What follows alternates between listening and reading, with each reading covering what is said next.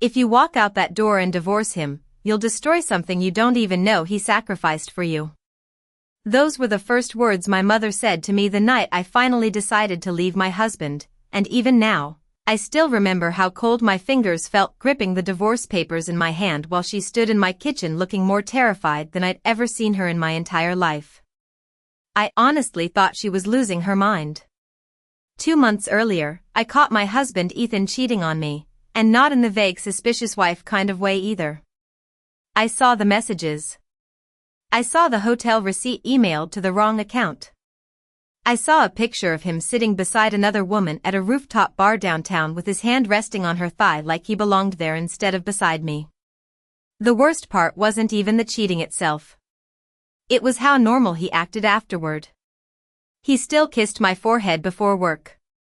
Still asked if I wanted oat milk in my coffee. Still folded laundry on Sunday nights while music played in the background like our marriage wasn't already bleeding out right in front of me.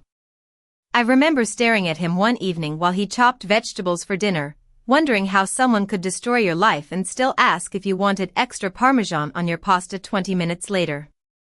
By the time I contacted a lawyer, I felt emotionally numb.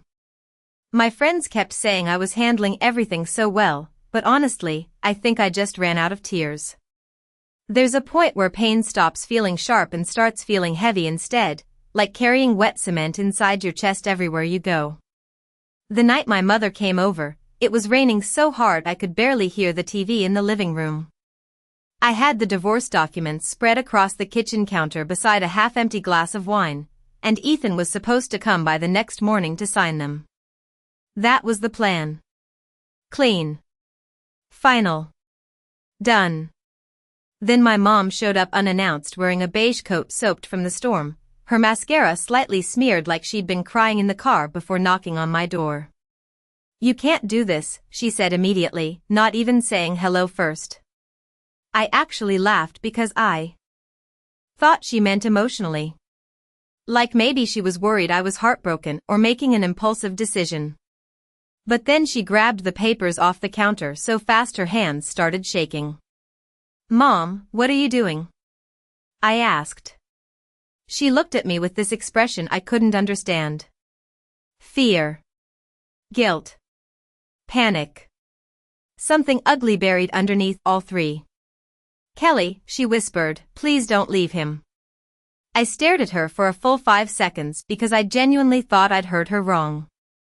"He cheated on me." "I know." "You know?" She nodded slowly, and suddenly my stomach dropped so hard it felt like missing a step in the dark. "How long have you known?" I asked. She didn't answer immediately, and that silence told me everything before she even opened her mouth again. "Long enough." I felt heat rush into my face. "You knew my husband was cheating on me and you said nothing?" "It's complicated."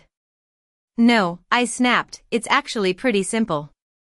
She flinched like I slapped her. My mother and I had always been close. After my dad died when I was 19, it was just the two of us against the world for a long time. She was the person I called after bad days. The person who helped me move into my first apartment. The person who cried at my wedding while holding Ethan's hand like she couldn't believe how lucky I was. And now she was standing in my kitchen begging me not to leave the man who betrayed me. Then she said the sentence that changed everything. "You don't understand why Ethan stayed." Stayed. Not married me. Not loved me. Stayed. And the second that word left her mouth, I realized there was something far worse hiding underneath my marriage than cheating. I barely slept after my mother left that night. Around 2 in the morning, I found myself sitting alone on the living room floor wrapped in a blanket, staring at the rain sliding down the windows while her words kept replaying in my head over and over again. "You do not understand why Ethan stayed." It sounded wrong in a way I could not fully explain. People stay in marriages because they love someone. Because they are committed. Because they are scared to leave. But the way she said it felt different, almost. Like Ethan had been assigned to me instead of choosing me. By sunrise, my chest felt tight with anxiety. I kept trying to convince myself my mother was emotional and dramatic because that was easier than considering the alternative. But once doubt gets inside your head, it spreads into everything. Suddenly every memory starts looking suspicious under a different light. Ethan showed up around 9 the next morning wearing a dark gray sweater and carrying the same calm expression that used to make me feel safe. Seeing him standing at my front door made anger rise so fast inside me that I nearly shut it in his face. But then I noticed something strange immediately. He looked exhausted. Not guilty. Not defensive. Exhausted. Like he had not slept either. He stepped inside carefully, glancing toward the kitchen counter where the divorce papers still sat untouched. "Your mom called me," he said quietly. My stomach dropped again. Of course she did. He rubbed his jaw nervously. "Kelly, before you sign anything, I need you to let me explain some things." I laughed bitterly. "You had 2 months to explain things." "Not this." That answer irritated me more than it should have. I crossed my arms and leaned against the counter, trying to hold on to my anger because anger felt safer than confusion. "Then explain it now." Ethan looked down at the floor for a second before speaking. "Your mother thinks she is protecting you." The second he said that, something cold moved through me. Protecting me from what? He opened his mouth like he was about to answer, then stopped himself. I noticed his hands trembling slightly. Ethan was never nervous. That was one of the first things I loved about him when we met 6 years ago. He always seemed steady, like the kind of man who could stay calm during a hurricane. I still remember our first date at a tiny Italian restaurant outside Boston where the waiter spilled ice water all over Ethan's lap 20 minutes after we sat down. Any other guy would have gotten irritated or embarrassed, but Ethan just laughed, told the waiter accidents happen, and spent the rest of dinner making jokes with soaked jeans. My mother adored him almost immediately. Honestly, sometimes it felt like she trusted him more than I did. She used to tell her friends, that man would walk through fire for my daughter. At the time, hearing that made me feel lucky. Now it made my skin crawl. "How long have you been talking to my mother behind my back?" I asked quietly. Ethan looked up sharply. "It is not like that." "Then what is it like?" He hesitated again, and that hesitation was becoming its own answer. I suddenly remembered little moments I ignored before. My mother texting Ethan directly instead of going through me. The two of them lowering their voices whenever I entered a room. The strange look on her face the day Ethan and I announced our engagement. I always thought she was emotional because she was happy. But now I wondered if it was something else entirely. "Did you know her before me?" I asked. Ethan froze. "Not for long. Maybe 2 seconds. But 2 seconds was enough. Every nerve in my body went tight. "Kelly," he started carefully. "Answer the question." The silence that followed felt louder than screaming. And in that moment, standing in my own kitchen across from my husband, I realized there was a chance my entire marriage had been built on something I never agreed to. I could actually hear my heartbeat while Ethan stood there saying nothing. It is strange how silence changes once trust is broken. Before all this, silence between us used to feel comfortable. Safe. Now every quiet second felt loaded with secrets. "You knew my mother before me," I said again, slower this time. Ethan exhaled heavily and sat down at the kitchen table like his legs suddenly could not hold him anymore. He looked pale under the morning light coming through the windows. For a second, I almost felt bad for him, and I hated myself for that. "Not the way you think," he said quietly. "Then explain it in the way I am supposed to think." He rubbed both hands over his face before looking at me again. "Your mother contacted me first." The room felt like it tilted slightly. I stared at him, honestly unsure if I had heard him correctly. "What does that even mean?" Ethan swallowed hard. "Before we met, your mom and I crossed paths through a grief support program. I blinked in confusion. What?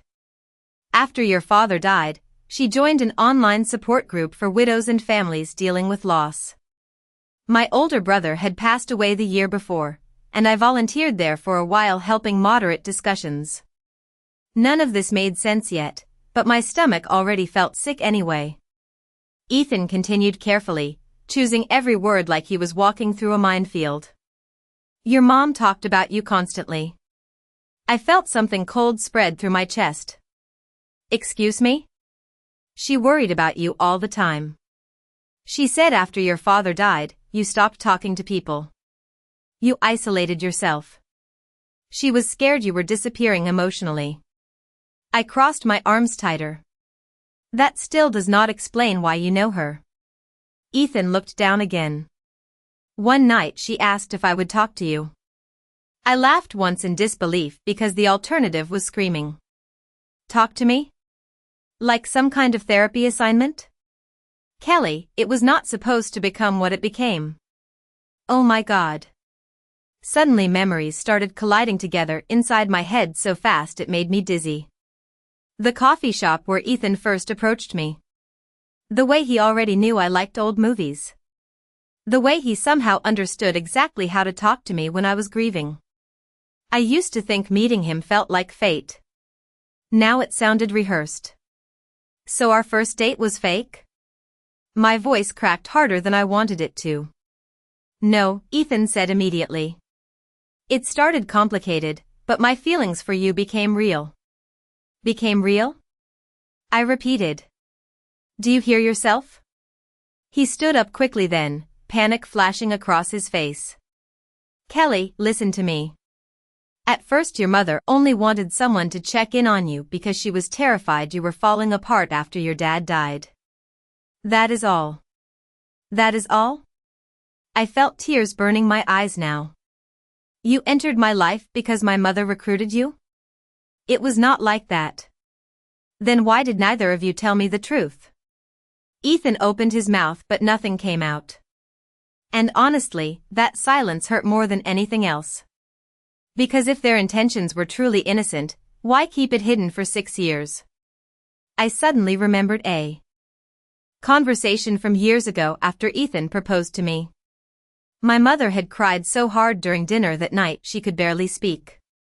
I thought it was because she was emotional seeing me happy again after losing Dad. But now I remembered something else too. At one point she grabbed Ethan's hand across the table and whispered, "Thank you." At the time, I assumed she meant thank you for loving me. Now I was no longer sure. My chest tightened painfully. Did everybody know except me? I asked softly. No, did your family know? Ethan hesitated again. Wrong answer. Completely wrong answer.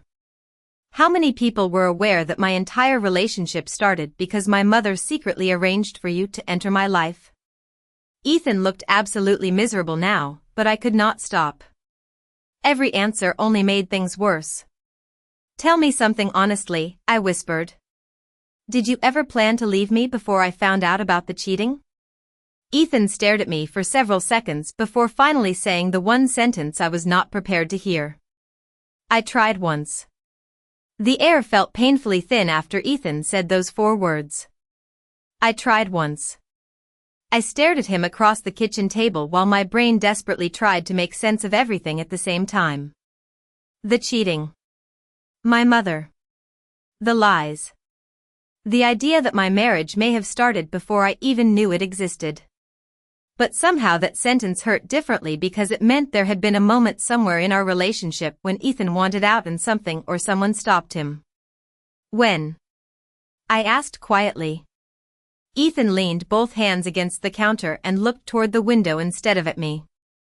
Outside, the rain had finally stopped, but the sky still looked gray and heavy. About 3 years ago, he said. Right after your 30th birthday. My stomach tightened immediately because I remembered that year clearly.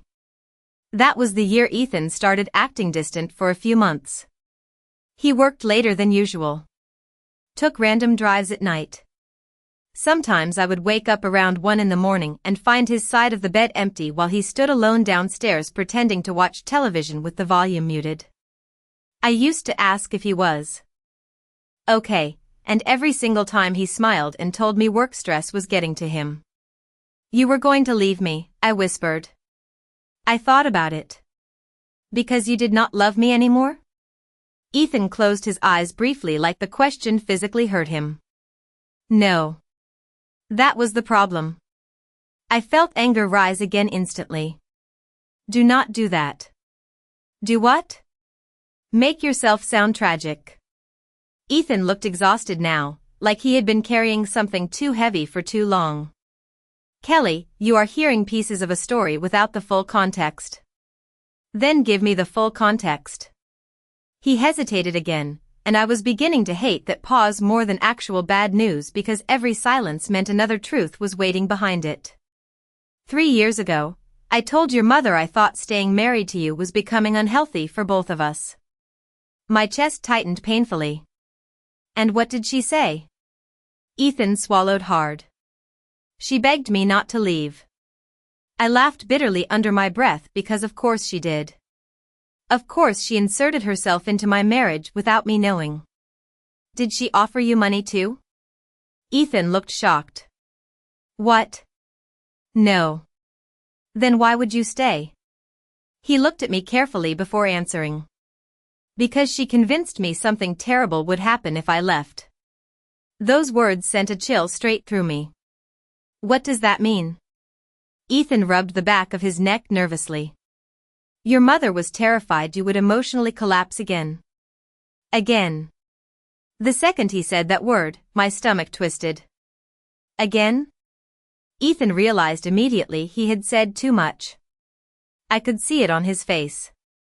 "Ethan." He stayed quiet. "What do you mean again?" Still silence. My heartbeat started pounding harder now. "Answer me." He finally looked up at me, and for the first time since this conversation started, I saw genuine fear in his eyes. "Your mom never told you how bad things got after your father died, did she?" I felt frozen. Completely frozen. After my dad passed away from a heart attack when I was 19, everything in my life became blurry for a while. I remembered sleeping a lot. Skipping classes. Ignoring phone calls. But grief does that to people. It did not mean I was unstable. "What exactly did she tell you?" I asked carefully. Ethan exhaled slowly. "She said there was a period where she was scared to leave you alone." My throat tightened immediately. "That is not true." "Kelly, no," my voice cracked sharply. "She is exaggerating because she cannot handle me leaving you." But even while saying it, I felt panic spreading through my chest because tiny fragments of memory were starting to surface in ways I did not like. My mother crying outside my bedroom door. A therapist I barely remembered.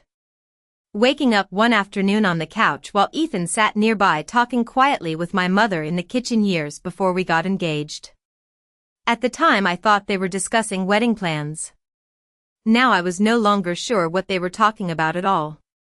Ethan looked like he wanted to say something else, but then his phone suddenly vibrated on the counter between us. We both looked down at the screen at the same exact moment. It was my mother calling him again. Neither of us moved when my mother's name lit up Ethan's phone screen. For a few seconds, the only sound in the kitchen was the low vibration against the countertop repeating over and over again while both of us stared at it like it might explode. Then Ethan reached for the phone, but I grabbed it first. "Do not," I said sharply. He froze immediately. My hands were shaking so badly I almost declined the call by accident before pressing accept and lifting the phone to my ear. "Why are you calling him instead of me?" I asked. There was silence on the other end for half a second. "Kelly?" My mother sounded nervous. Too nervous. "I need to talk to Ethan." "No," I snapped. "You need to talk to me."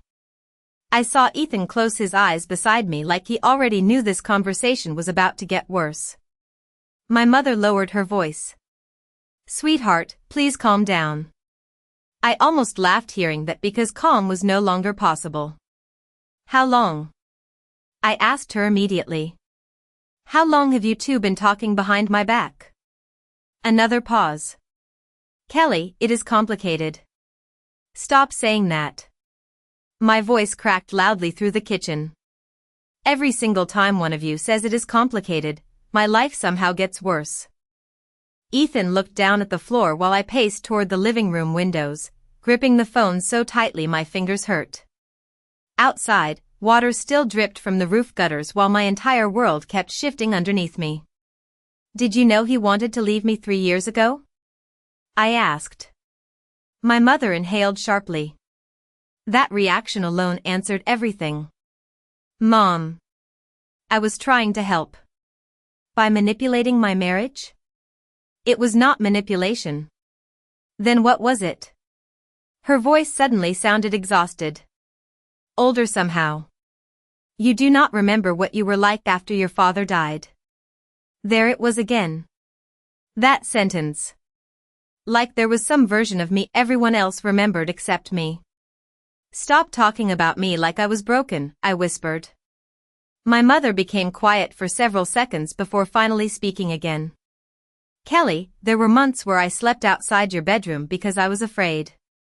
My chest tightened painfully. Afraid of what? She hesitated too long. Way too long. Ethan looked visibly uncomfortable now, rubbing both hands over his face while avoiding eye contact completely. Mom. You stopped eating, she said softly. You barely spoke to anyone. Some days you would not even get out of bed. That is called grief. It became more than grief. I felt my stomach twist violently because deep down, tiny pieces of memory were beginning to surface whether I wanted them to or not. I remembered sitting on my childhood bedroom floor staring at old voicemail recordings from my dad for hours at a time. I remembered therapists. Prescription bottles. Long empty afternoons that blended together. But I also remembered surviving it. Moving forward. Building a life. Meeting Ethan. So what? I said quietly. You thought I needed supervision forever? No, her voice cracked then. I thought you needed someone who would not abandon you during your worst moments. I looked at Ethan immediately after she said that, and the expression on his face told me he had heard this speech before. Maybe many times before. Suddenly I understood something horrifying. My mother did not just approve of Ethan. She trusted him with me. Like I was something fragile being handed from one person to another. Did you ask him to marry me? I whispered. Ethan looked up instantly.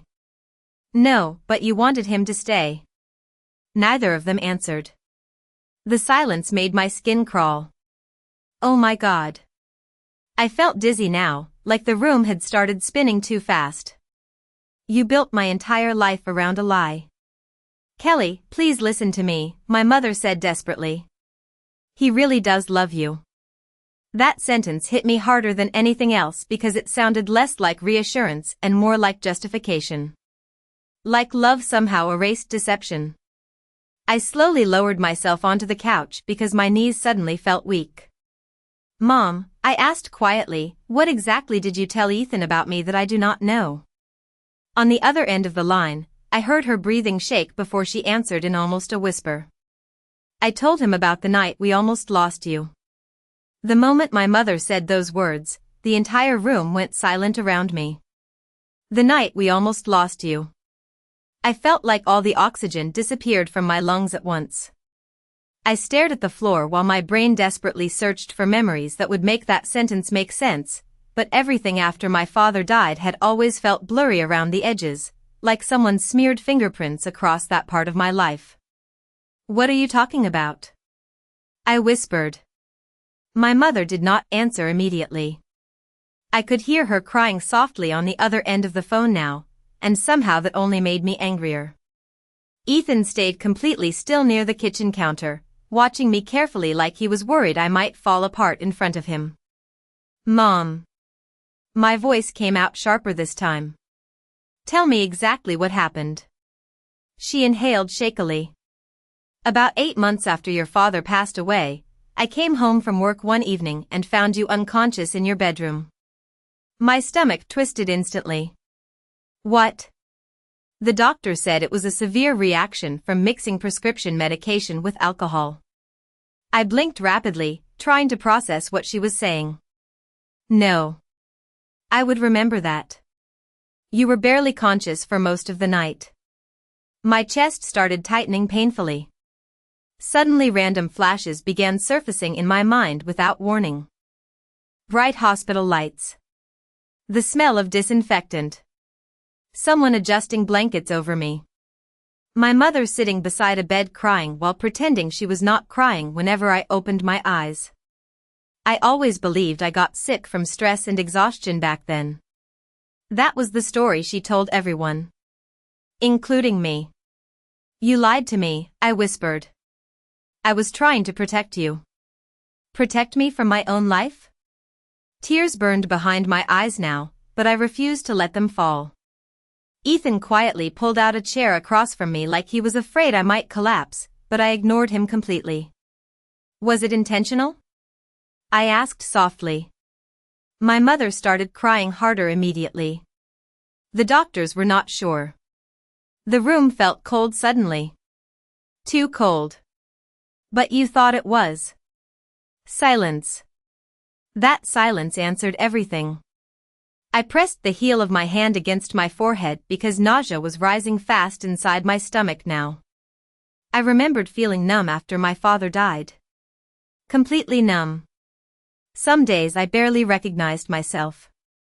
But I never thought of myself as someone fragile or unstable. Yet apparently the two people closest to me had built an entire secret relationship around the possibility that I might break again.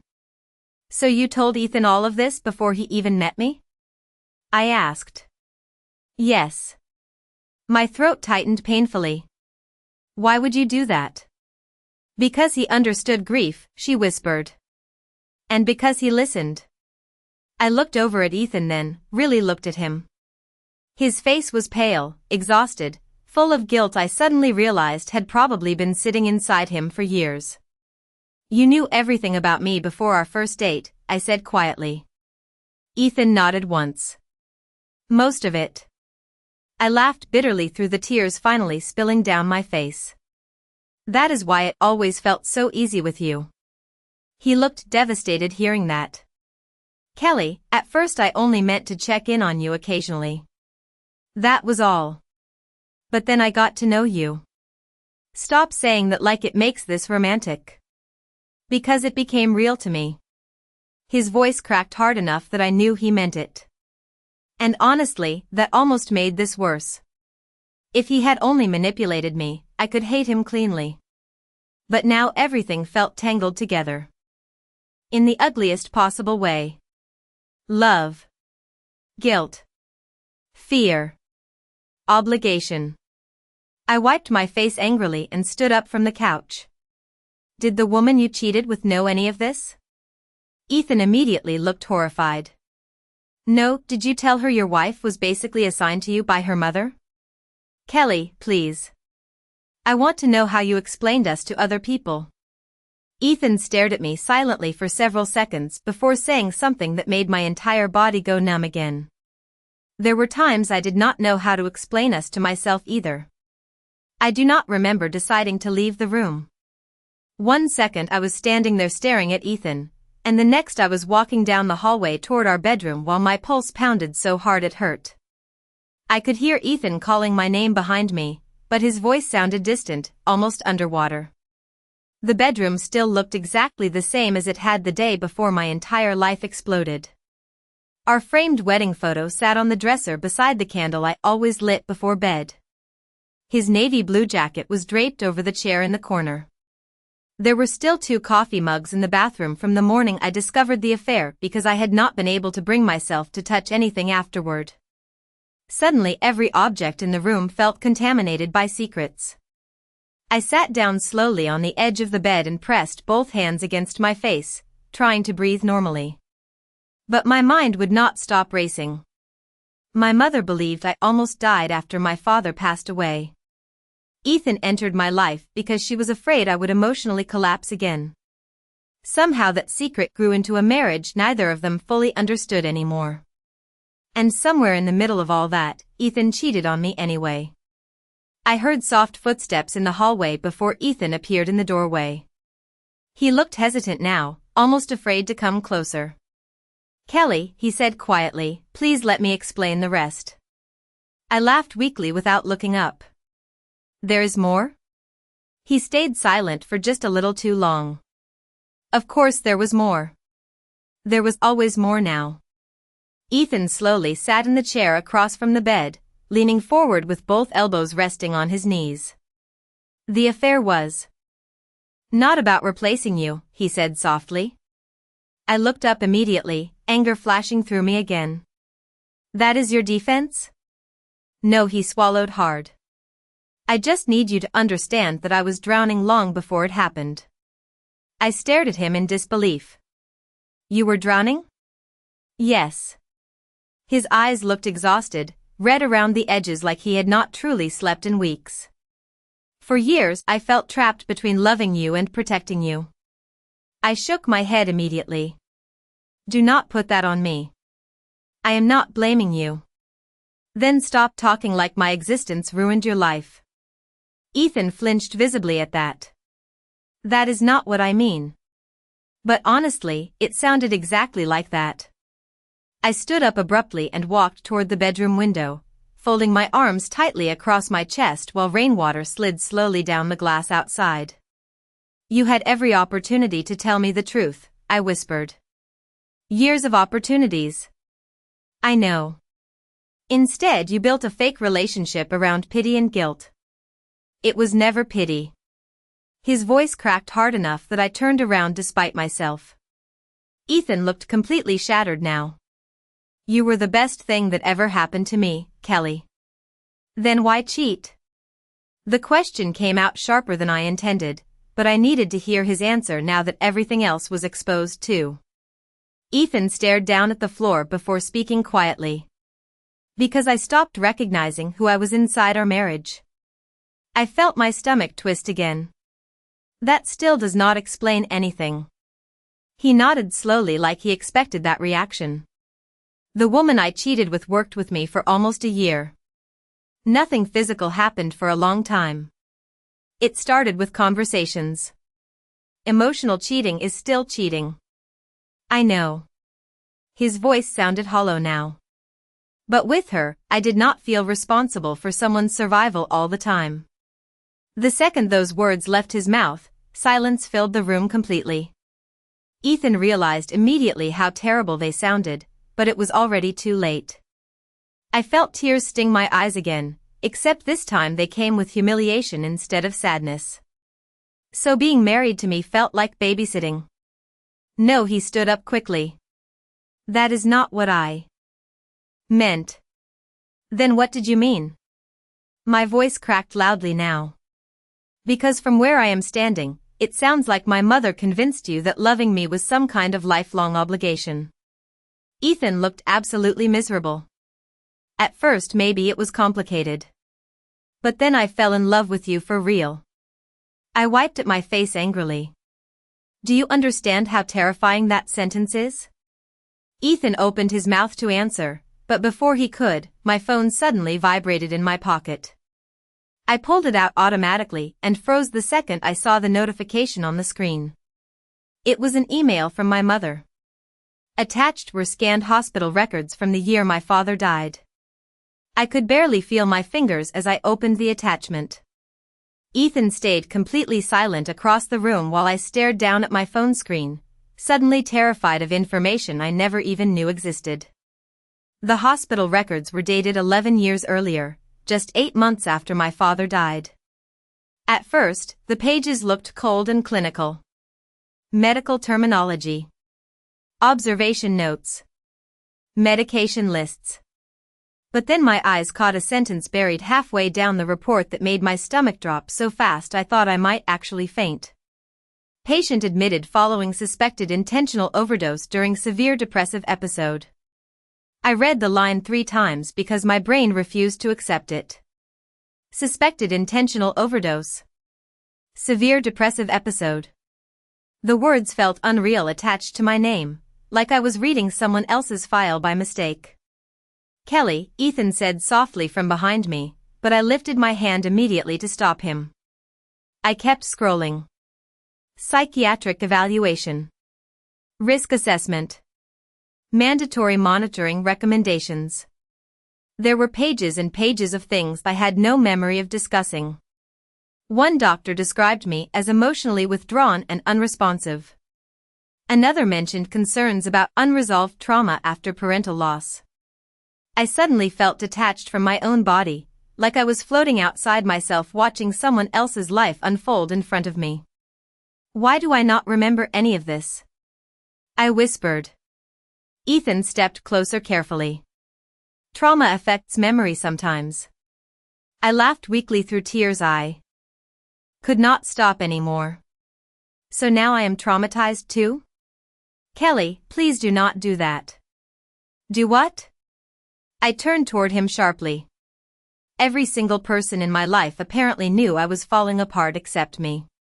My chest hurt now. Physically hurt. I dropped onto the edge of the bed again while holding the phone in both trembling hands. Suddenly tiny flashes of memory kept hitting me in pieces. Waking up in a hospital bed feeling disoriented. My mother brushing hair away from my face while trying not to cry. A doctor asking if I wanted to hurt myself. I remembered being offended by the question at the time. I thought everyone was overreacting because I accidentally mixed alcohol with medication after a bad night. But now I realized maybe nobody ever believed it was an accident. Including my mother.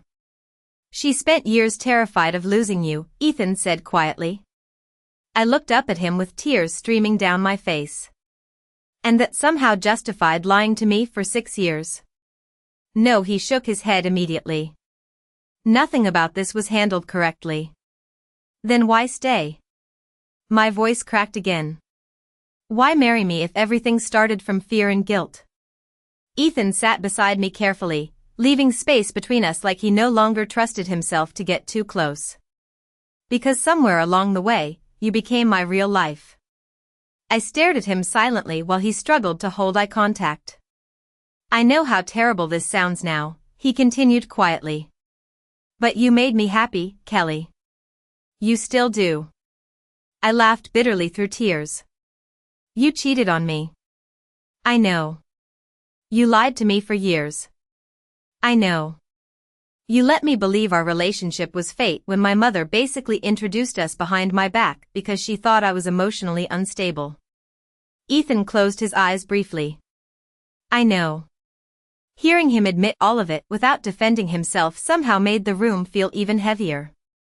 Because part of me could tell he genuinely hated himself for what happened. And that was the problem. Villains are easier to leave than broken people who loved you incorrectly. I looked down at the hospital report again, rereading the date at the top of the page. 11 years ago. My entire adult life had quietly been shaped by one terrible period I barely remembered. My mother spent over a decade terrified I would collapse again. Ethan spent years feeling responsible for holding me together. And I had spent all this time believing I built my own happiness naturally. Suddenly I understood why my mother begged me not to divorce him. It was not just about love. In her mind, Ethan was the person who saved me once already. The person she trusted to keep me emotionally safe after she no longer could. The realization made me feel sick. Because for the first time since this nightmare started, I finally understood something horrifying. My mother did not just fear losing my marriage. She feared losing control over whether I survived without it. The strangest part about having your entire life unravel in front of you is how ordinary everything around you still looks while it happens. The bedroom curtains still moved slightly from the air vent. Cars still passed outside the house. Somewhere down the street, a dog barked twice and then stopped. Meanwhile, I sat on the edge of my bed realizing that the two people I trusted most had quietly built a version of my life around fear instead of honesty. I looked down at the hospital records one final time before locking my phone screen and placing it carefully beside me. My hands had finally stopped shaking, but the numbness replacing them somehow felt worse. Ethan sat across from me silently now, watching me with the same expression people use when standing too close to a cliff edge. "Say something," he whispered eventually. I stared at the wedding photo sitting on the dresser. We looked so happy in that picture. Ethan's arm wrapped around my waist. My head resting against his shoulder. My mother crying in the front row just outside the frame. For years that photo represented the safest moment of my life. Now it looked like evidence from a story I never fully understood. "I think all of you decided who I was before I had the chance to decide for myself," I said quietly. Ethan lowered his head immediately. "Kelly, no. Listen." My voice remained calm somehow, even though my chest still ached. My mother spent 11 years believing I was one bad day away from falling apart. You spent years staying because you thought leaving might destroy me. I swallowed hard. Nobody ever stopped to ask whether I had already survived. Ethan looked up slowly then, eyes red with guilt and exhaustion. "You did survive. Then why did everyone treat me like I was still broken?" He had no answer for that. Neither did I. The truth was complicated in the ugliest possible way because I knew my mother loved me. I knew Ethan loved me too, at least in whatever damaged way this relationship became over time. That was what made everything hurt so much more. Betrayal from hate is simple. Betrayal wrapped inside love becomes confusing enough to destroy your sense of reality. I stood up slowly and walked toward the dresser, picking up the framed wedding photo in both hands. For a few seconds I just stared at our smiling faces while memories crashed into me one after another. Sunday mornings making pancakes together. Ethan kissing my forehead before work.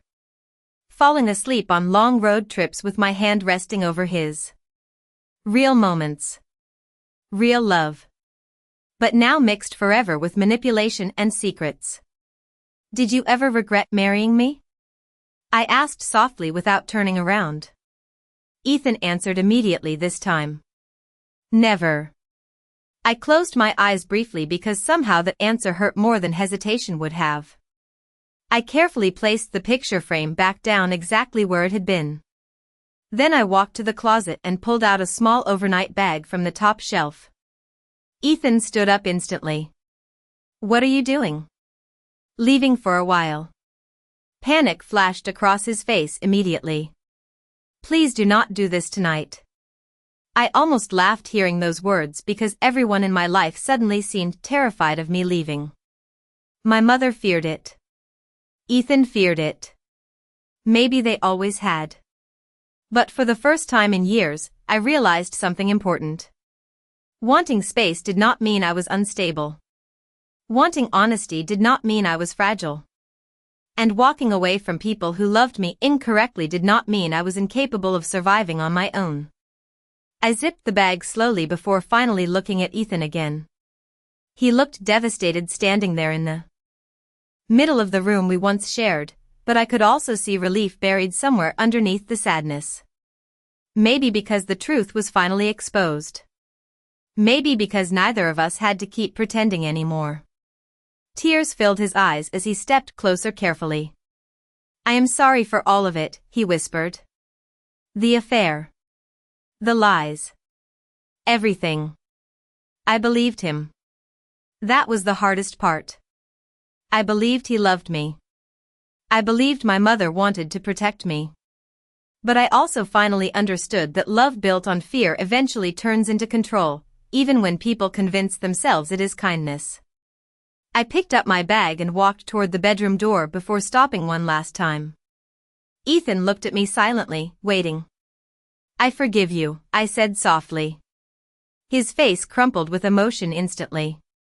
But before he could speak, I shook my head gently. I just cannot trust the version of love you gave me anymore. Then I walked out of the house alone for the first time in years, and despite everything, it did not feel like falling apart.